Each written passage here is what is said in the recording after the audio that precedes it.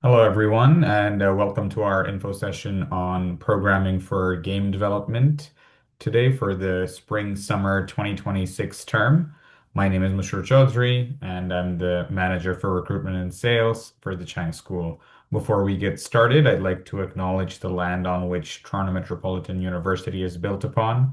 Toronto is in the Dish with One Spoon territory. The Dish with One Spoon is a treaty between the Anishinaabe, Mississaugas, and Haudenosaunee that bound them to share the territory and protect the land.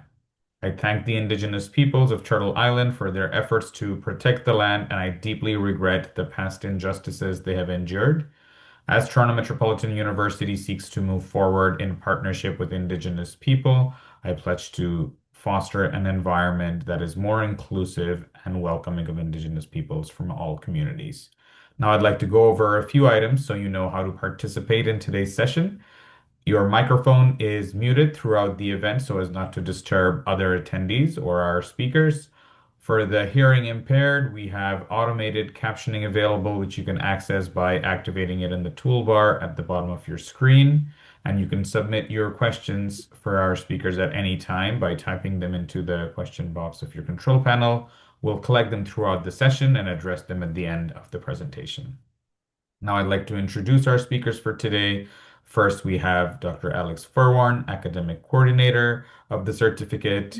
We also have Dylan Rafka, Senior Support Developer at Unity, an instructor and subject matter expert for the Programming of Game Development Certificate. And we also have Anne-Marie Brinsmead, the Program Director of Engineering, Architecture, and Science, and of this certificate as well.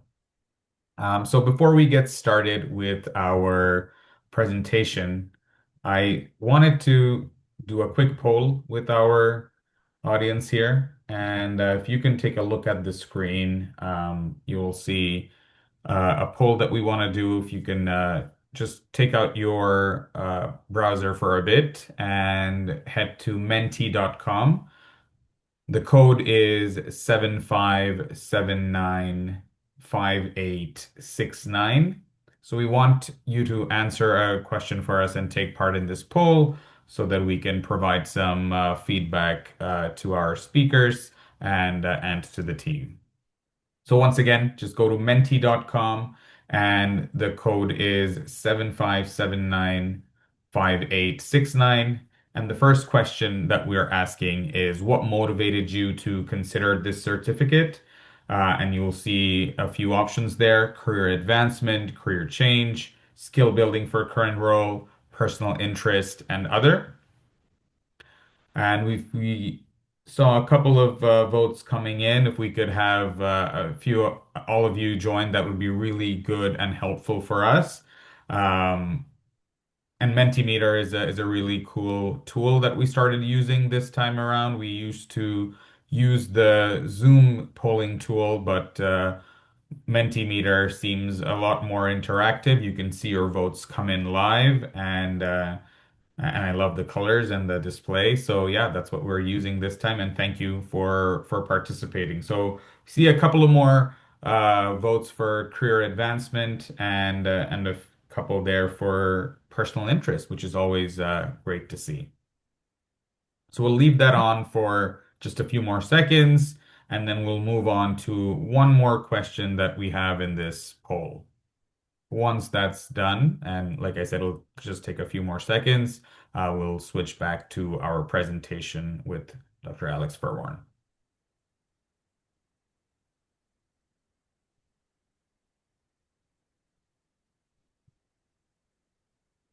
Okay, well, thank you all for answering this. The next one is, what is your current level of knowledge in this field? And you have a few options there. I'm well informed about the field. I have basic awareness, and I have minimal or no prior knowledge, which is totally fine as well. Right. Looks like we've got a majority of people that have basic awareness, and then two people with minimal or no prior knowledge, and two with that are high or well informed about the field. All right, so we will end there.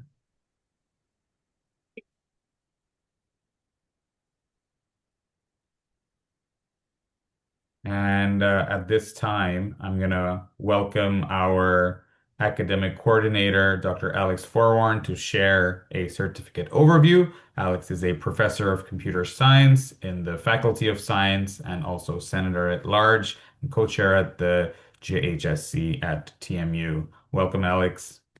Thank you, Mashroor, and welcome everyone to this event. Yeah, I must say that I was never really into games for the longest time. And then I started thinking about them slightly differently. So yeah, playing games are fun, but actually I do research, and it's expensive to do some of the research that I do. I do it in real life, right? So I do robots. I built robots. They're expensive to make. They're easy to break. And then I realized that gaming is just a different way of talking about simulation. So this in itself provided me an insight into the flexibility of needing to know how to do gaming, like game programming, because I can use it in my career, and I'm a professor at a university. So I assume that it's kind of useful for lots of people. So let me give you some facts about our certificate. The program is entirely online. You don't have to actually come to campus to take it. There's 4 courses you're needed to complete. We have a suggested length of completion time. So you could do it in 8 months or 1.5 years, or actually almost any length of time you want, because we provide a long time for you to complete those courses. We understand people's lives are busy, or you can do it as quickly as you like. The cost is there.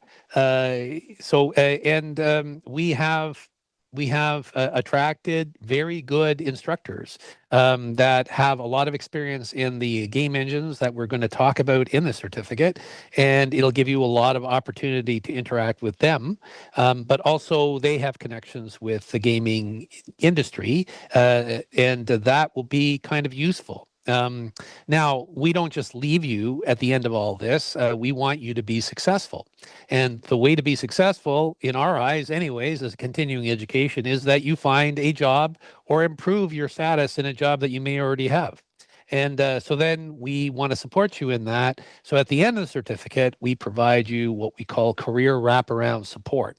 So we will assist you with making a resume that makes sense, or a CV if that's the case.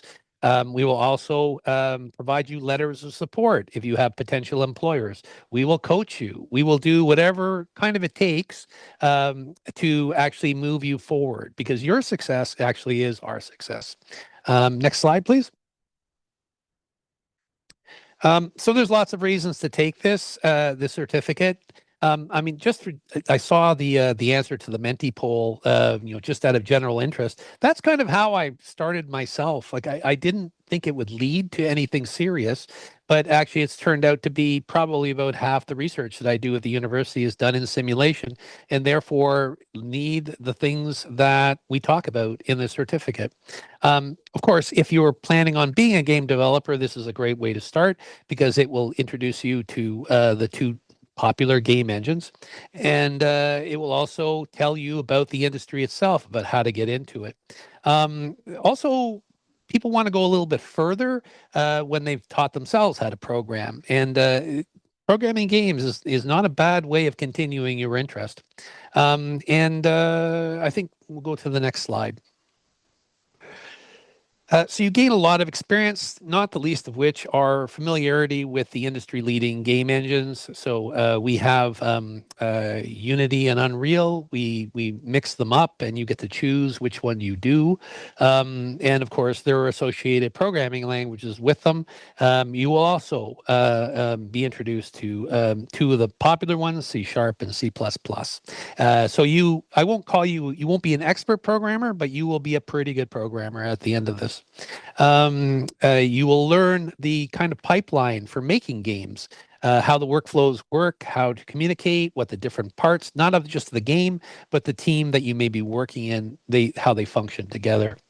Also, because all of our certificates we want you to be successful. We want to give you something you can actually use at the end of the certificate. And this is really your portfolio. So all of the things that you do build your portfolio that you develop in the certificate. And these are really examples that you can give to potential employers that things that you have actually done.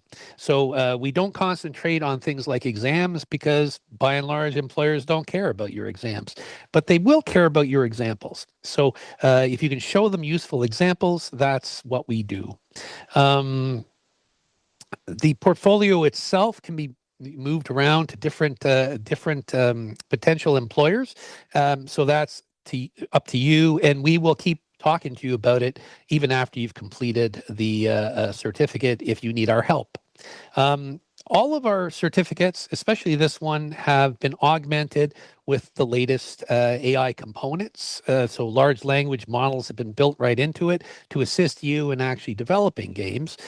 So rather than treating it as something that you'd have to do on your own, we try and inject the AI components that you'll require right within the certificate so you'll know how to use them and sort of accelerate your ability to develop games and help you in your job. Next slide, please. There's a few things. Programming is definitely a feature, so you're going to have to learn how to program. We will lead you through that process. If you don't have previous programming experience, that is fine. We will lead you through how to deal with the things that you need to deal with games. You don't have to complete in the suggested amount of time for the certificate. So if it takes you longer, life happens, right? And we will accept that. We want to see you complete, but we don't rush you. As we said, I mentioned previously, the portfolio is a key component of what we do for you. You create it yourself, but we make you do things that are useful to employers to see. And hopefully this helps you when you're applying for jobs or you're looking for a better job with wherever you are. Because if they see what you're capable of, that is more likely to influence the person making a decision than waving your hands about how great you are. You can actually show them an example of why they should hire you or promote you. You will be exposed to, as I said, the leading technologies in gaming in the gaming industry and the industry itself. So we will talk about all that stuff. And during the certificate, you'll also be exposed to tools that will help you in developing the game, help you to program, and help you to develop code. As I said, the AI components will be very useful to you. Next slide. So there is the gaming industry is an expanding industry, so there are more jobs than job seekers, and that is very good for you. So if you're looking for a career in this, there are careers open, and in fact we have one of the people involved in this certificate, Professor Chris Alexander. He is able to make amazing connections for you. And we have had instructors actually who benefited from his ability to see them or identify them or move them through the hiring market. We provide a flexible learning environment in that we don't expect you to come to campus, and we are expecting you to learn, and we want you to do that comfortably. You have all the resources that we have. You'll have access to our library. You have access to everything else that TMU offers because you'll be a student at TMU. And there is financial support available for the certificate, but it's on a merit-based basis. So next slide, please. So I hope to see you. I have a tendency to visit our classes, at least online, and I want to see who you are, and I hope you join us. I think this is a great opportunity for career starters and career changers. As I said, the area is growing and it's becoming more and more applicable. So I think with that, I'll pass it back to you, Mashur.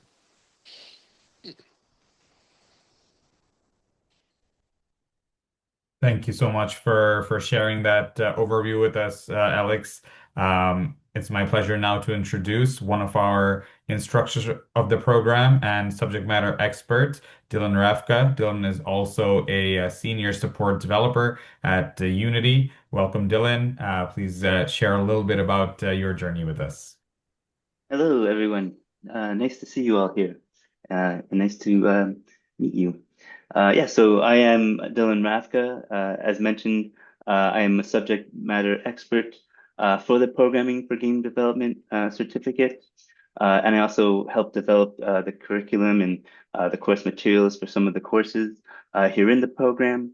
And so I've been part of the advisory board, and I'm instructing two of the courses, CKCS 510 and 520. So that's technical foundations for game developers and simulating forces in motion in video games. So essentially, CKCS 510 is learning about the foundations and getting familiar with game engines, and 520 is more about using physics and making things move around and collide. And then the other courses expand from there with more game design and mechanics and being part of a studio. So yeah, all four courses really complement each other well, and I'm excited to be a part of the program. We've been doing it for a little while now, and we're going to have our first cohort making it through and graduating through the program. So that's exciting, and yeah, it's been great being involved with that.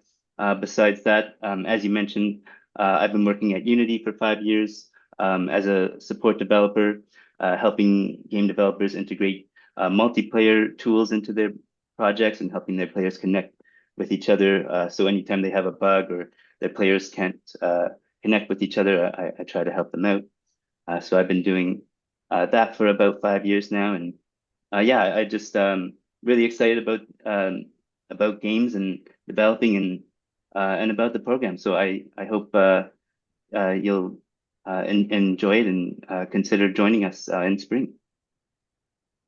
I love that, and we are really excited to having you here with us and speak about your knowledge, your insights, and also share a little bit about your experience. So thank you for doing that, and thank you for joining us. Now I Thank want you. to invite over our program director for the certificate, Anne Marie Brinsmead. Welcome, Anne Marie. Thank you very much. I'll be brief. We had a lot of employer consultation on this certificate, and basically game developer roles and game asset roles, et cetera, the whole umbrella of roles is much better paid than game designer roles.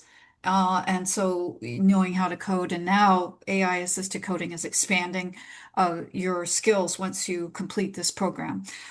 You have an option to do C# and Unreal or C++ and Unity. The key is most of our students so far, they're doing all of it. It's their chance to get formal training so that they can actually be powerhouses for developer roles and so forth.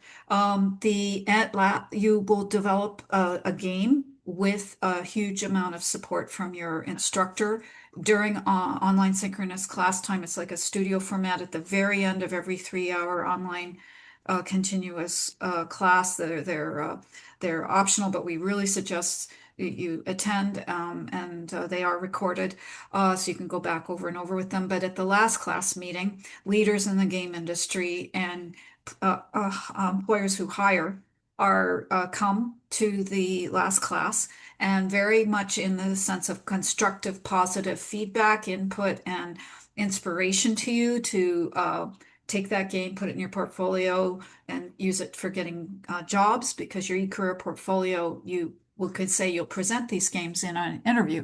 And so therefore you will have them. And then after that, you are linked to them on all their LinkedIn pages for as long as they're in the industry. And I'll leave it at that. Back to you. I love that. Thank you so much for sharing all of that really great information, but also your commitment and your dedication to the program and the programs that you support is really amazing and really helpful for the students that come and join us. Well, that ends our presentation portion of the session. We'll now open up the floor for Q&As, and yeah, we'll dive right in. Looks like we already have a few questions that are in. The first one is about, is there an option to use a different engine, example Godot? So I don't know, maybe Jillian, you can start with that, and then others can join in. Okay, well, yeah, I guess I'm curious what everyone has to say about that. But from my perspective, like the course materials are focused on using Unity with C Sharp and Unreal with Blueprints and C++. But if someone wants to explore an alternative option, I don't want to hold them back.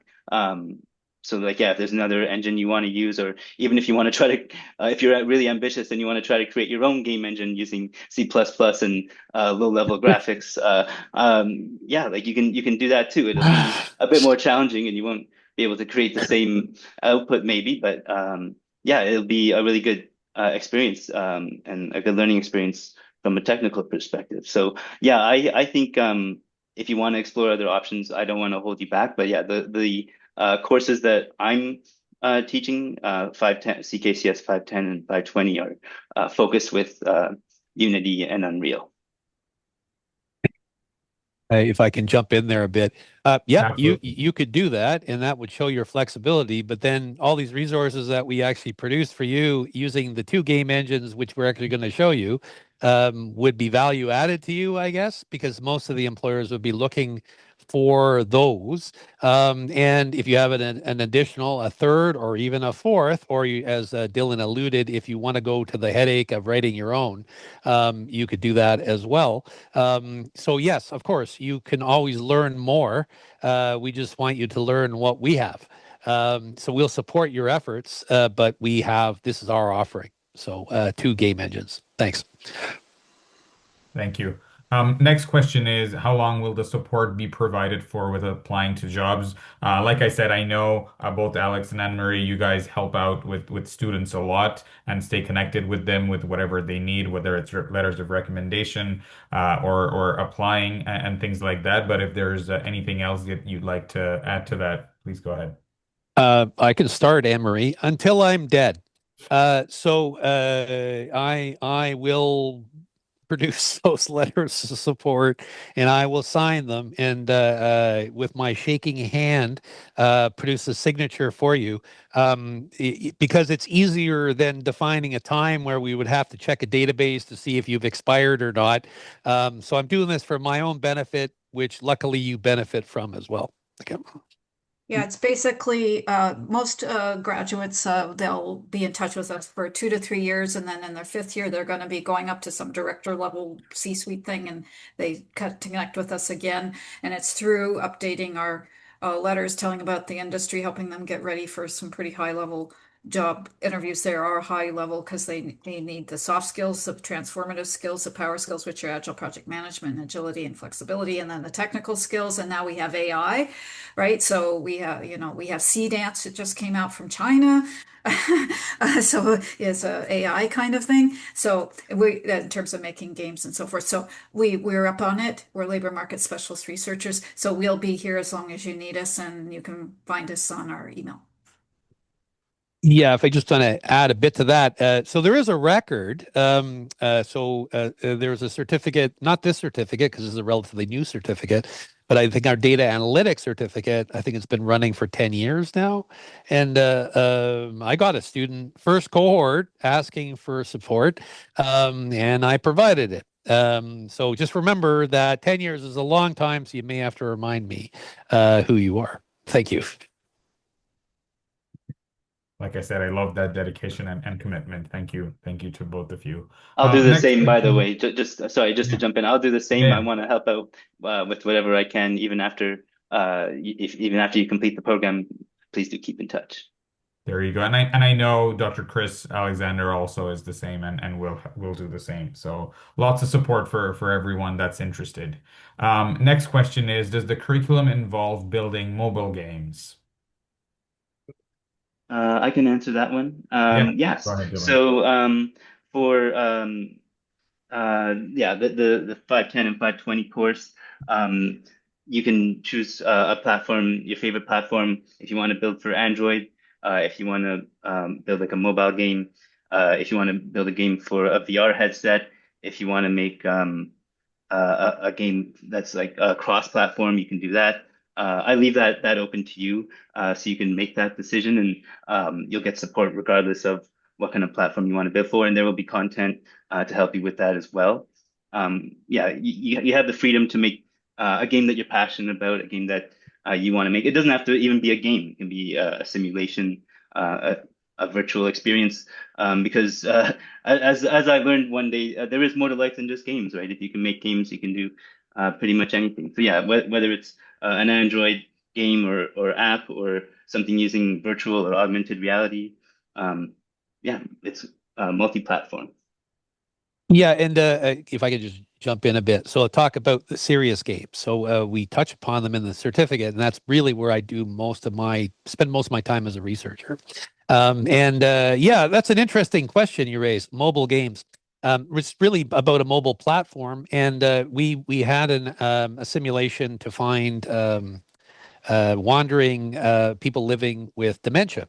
And this was a giant simulation that we thought we would actually target a mobile device, so an Android phone specifically. So we have my grad students working in this area and realize that the simulation works great, except you can't see it.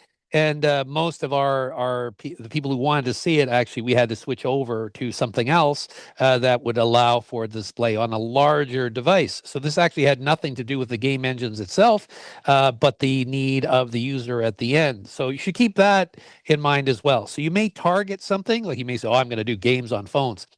Yeah, and that'd be great if it wasn't for users who want something else. So keep that in mind. That's the only thing I have to say. Thanks. I love that. Thank you, Alex. So we got a couple of questions about recent layoffs in the industry, right? With the recent layoffs in the industry, how will this course help me stand out? And also, as layoffs has become increasingly common since COVID, particularly in the US, is the Canadian market any different? How so? So if you are joining us from the US, thank you for joining us. But yeah, Anne Marie, if you want to start with that, go ahead. You're on mute.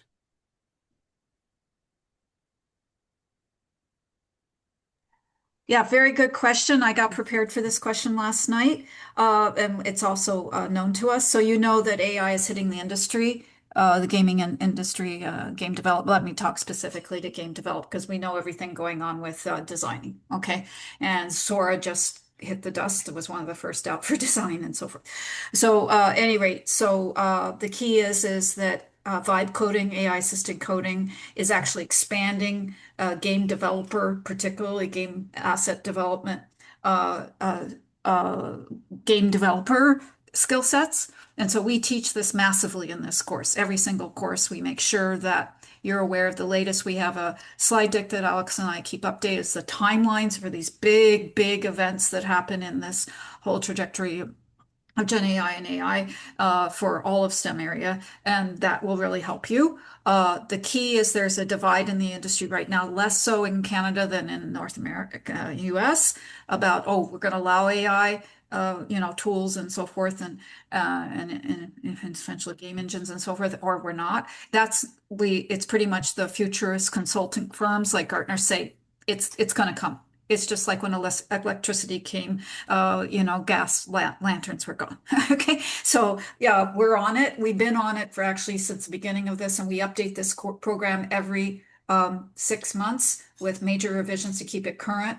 It's all in it. And if I can, I'm going to send you, Musher, two articles for them to read about this that have just come out the last couple weeks. Thanks. In Canada, AI in gaming, AI occupation specific tools is a must. Yeah, thanks. Absolutely. Yeah, send those over to me. And when we do our follow-up email with all of our attendees and people that registered, we can share those articles with them. Thank you for sharing. Next S- question is, yeah, go ahead, Alex. well, I just want to add to that. So in this case, AI is your friend in the weirdest way. Because as people become more familiar with large language models, they begin to understand that their assumptions about how they work aren't right. That is the entire programming industry. So in its guise as software engineering. So the problem is that AI in its current incarnation, because there have been many, is non-deterministic. What that means is that you don't get the same answer twice.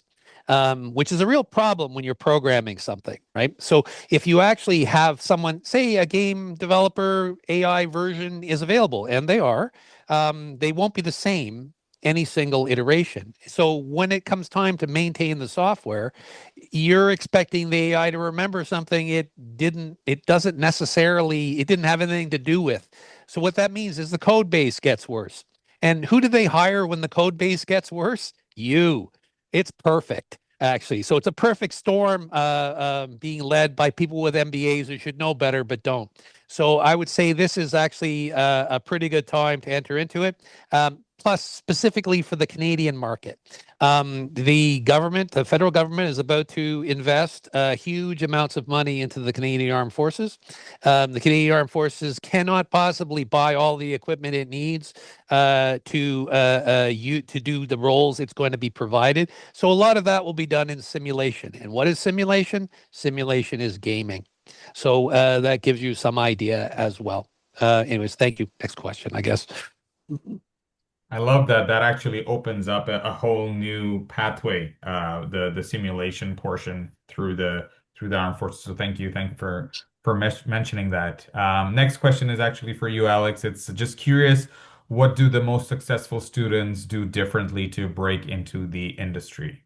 Oh, they do everything. Like I wish I could give you a pattern, but Dylan, actually, you're kind of the poster child for this as well, I guess, because you were working with somebody else. So sometimes it's who you know that can help you do the right thing. Sometimes it's just a need that you happen to be able to fulfill, right? So we had one, it's not a graduate, one of the courses, I forget which one. It was a system administrator who learned a technique that they applied in their actual job. And then they became kind of a simulation person in their enterprise. Who would have thought that that'd be the way to actually get into game programming? But it was a way. And some people, it take longer than others to kind of find a niche. So it's kind of up to you. I wish I had a better answer, like do this and you will get this. But actually, it seems like you need to do a bunch of almost random things related to gaming that make you be noticeable by someone, and then those skill sets quickly become applicable once they understand who you are, right? So anyway, I don't know, Dylan, you may want to add to that. Yeah. I Yeah, think I please can add add to it. that. There is another question for me that I think is related as well. If I was trying to get hired as a junior game developer in Toronto today, how would I use this program strategically? Yeah, like I think make the most out of it. Like even for myself, it took me a little while to understand all the concepts, but eventually I realized that.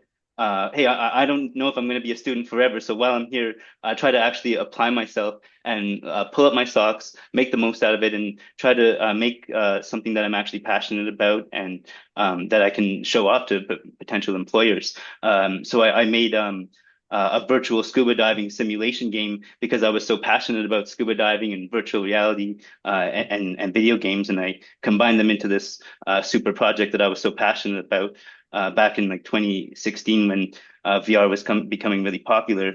And so because it was based off my own personal experiences, because you never know where you're going to find inspiration from, right? It could be a movie, a book you read, it can be your real life experiences. Bringing that to my project really helped me to make the most out of it. And I think when you really push yourself and you apply yourself and put yourself out there, that's the best thing you can do.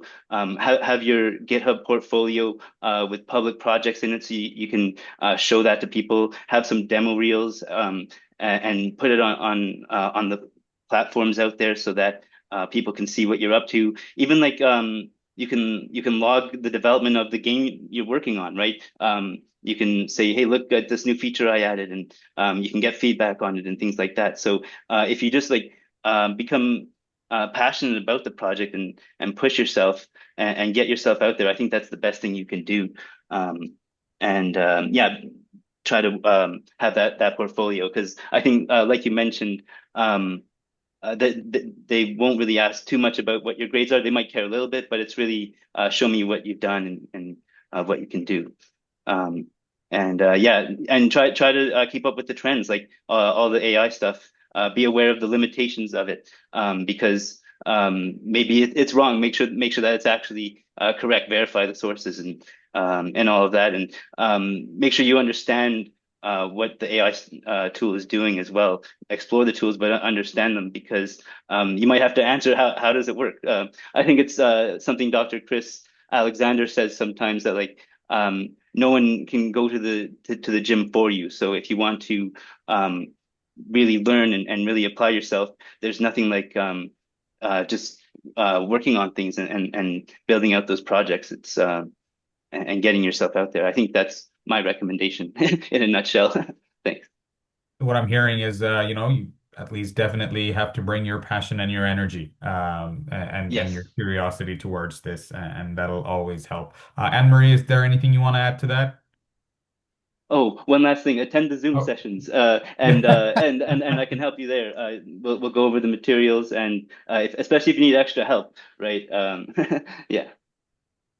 And if I could just add, the Zoom sessions have in the last hour or so studio time where you're all working on your game element at that scaffolded point in time for moving to the final game to present in front of employers.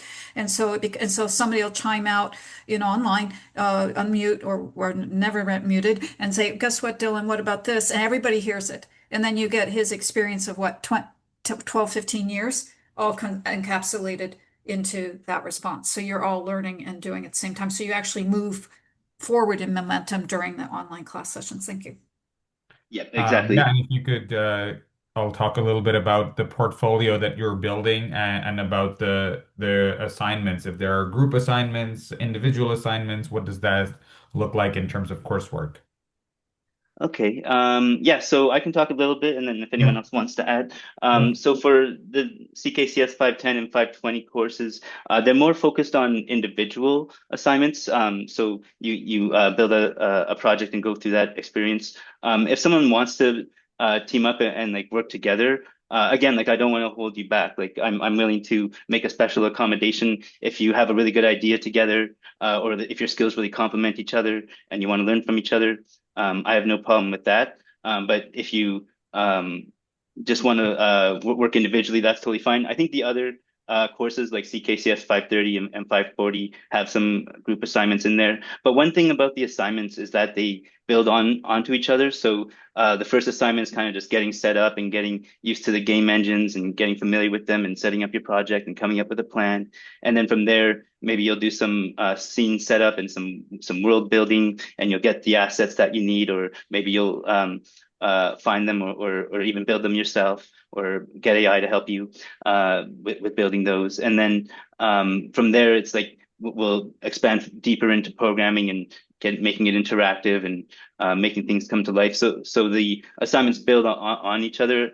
And then the final assignment is that presentation that Anne Marie mentioned, where we have industry guests come and provide encouraging feedback, and you get to show the project you've been working on. So each assignment builds on the last one. You can start something new for each assignment if you really want, but the goal is to have that really nice polished project portfolio piece that you can show off at the end. And usually it's a game, and each course has we give you full freedom, but you can have the game at the end. But if you want to do more than one or anything, you can. The 530 is a lot of designers have been laid off in the industry, and it doesn't pay as well. And it's heavy hours. So what you want to do is, if you can, you move up into developer roles and whatever they'll be called in the future, because I sent the information to you, Busher, to send out by email. But the key, they're going to have some name morphing going on. But the key is that it doesn't matter if you're a designer, if you don't understand, if you are a designer already and you don't understand the logistics side of what developers have to do, then we have a problem. The whole pipeline issue, the how all the logistics works to make the design come alive, and by a developer team, plus their intra teams and all these types of game industries like AAA, AA, serious game, small indie, indie game companies, etc. And then video game studio, it was very important to the employers who built this with us, is that they absolutely need to know how to work with intra teams. Everybody, game developer, technical, everything in between. When somebody who's not your supervisor asks you to do something as a developer, but you're on the inter team, how do you handle that? Blah, blah, blah. And how do you keep it so that you don't have feuds and politics and stuff like that? And that one also develops a game. So the key is that you get the whole 9 yards, and you can say, I can hit the ground running with pipelines, workflows, blah, blah, blah, da, da, da, no matter what position you're applying for. Thank you. Back to you. Of If I that. can just Thank you. Yeah, go ahead, Alex. If you So there's want. a hidden opportunity. I think it doesn't pay, but what I've noticed, so I'm a computer scientist by training, and so I'm a professor in a department of computer science. I have a lot of graduate students, and those graduate students have found that the skills that are taught in the certificate may be far more useful than some of the skills that they were taught when they're doing the usual programming thing when they're getting in their undergraduate degree in computer science. We've had examples of graduate students in various programs do things like VR simulations of old, the way a military fortification might have looked like. We've had people who do simulations of, as I said, the um, uh, some living with dementia wandering around an open field so that we can kind of make a game of it to find the person there and find them faster. Because if you find someone faster, it saves lives. So these are like diverse applications of something that would be done for fun, but have been done for more serious purposes. So I just want to add that in. Thank you.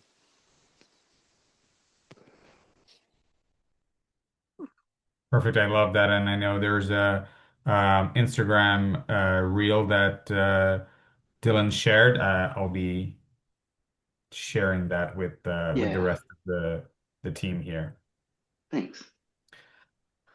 Okay, so it looks like we don't have any more open questions. We have someone that just commented, took my computer science ethics course with Professor Furwarn back in second year. Nice to see him again. So looks like Let me you're just really popular, apologize Dr. Alex. if I didn't do a good job, but I see you're still alive, so that's good. Yeah. Awesome. Well, I just want to say thank you so much, Alex, Dylan, and Anne Marie, for sharing your insights today. It's incredibly valuable to hear both the academic perspective and the real world industry experience behind the certificate. And hopefully, it gave everyone a clear sense of not just what you learn, but how practical and career focused this program really is. You know, from the technical foundations to the industry, relevant tools and guidance from instructors who are actively working in the field.